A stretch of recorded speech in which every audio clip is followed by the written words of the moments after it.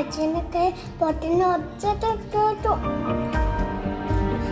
ഞാൻ എന്താ ചെയ്യുക? എല്ലാവരും സേഫ് അല്ലേ?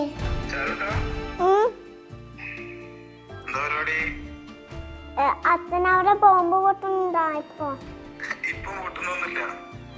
ഇപ്പൊ അവിടെ ഇപ്പൊ കാണിക്കുന്നുണ്ട് ടിവിയില്. ഇപ്പൊ ടിവിയില് കാണിക്കുന്നുണ്ട് ദുബായിലാണെന്ന് പറഞ്ഞ. ദുബായിലാണാ പറഞ്ഞ.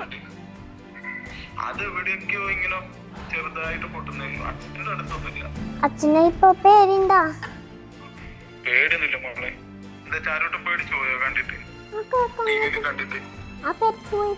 അച്ഛൻ അടുത്താഴ്ച വരുവാ.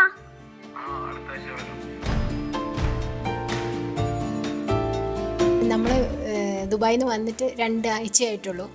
അപ്പോൾ വന്നതിന് ശേഷമാണ് ഈ ഇഷ്യൂസ് എല്ലാം വരുന്നത്. യുദ്ധം അങ്ങനെയെല്ലാം ന്യൂസിൽ കണ്ടു. അപ്പം കുട്ടിയാണെങ്കിലും നമ്മളിവിടെ വീട്ടിൽ ന്യൂസ് വെച്ചപ്പം കാണുന്നുണ്ട് ഡെയിലി. പിന്നെ അപ്പോൾ ഒരു പേടി, മോൾക്കും എന്തെങ്കിലും പറ്റുമോ, അച്ഛൻ വരുമോ, അച്ഛൻ വിഷുവിന് വരുമോ എന്നാണ് പറഞ്ഞിരുന്നത്. അപ്പോൾ വിഷുവിന് വരാൻ പറ്റുമോ, അങ്ങനെ ഒരു കൺഫ്യൂഷനായി.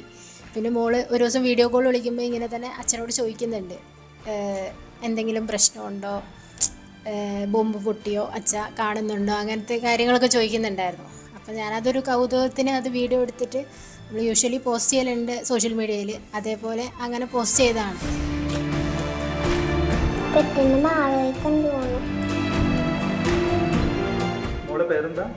എന്റെ പേര് നൈര. അച്ഛൻ ദുബായില്. അച്ഛൻ മിസ് ചെയ്യുന്നുണ്ട് ഇപ്പൊ? ആ ഉണ്ട്. ബോംബ് പൊട്ടിയെന്ന് അറിഞ്ഞോ മോള്? ആ. അപ്പൊ എന്താ തോന്നി? കണ്ടിട്ട് എനിക്ക് പേടിയാവുന്നു. അച്ഛൻ്റെ വിന്റേതൊക്കെ പൊട്ടുന്നുണ്ട്.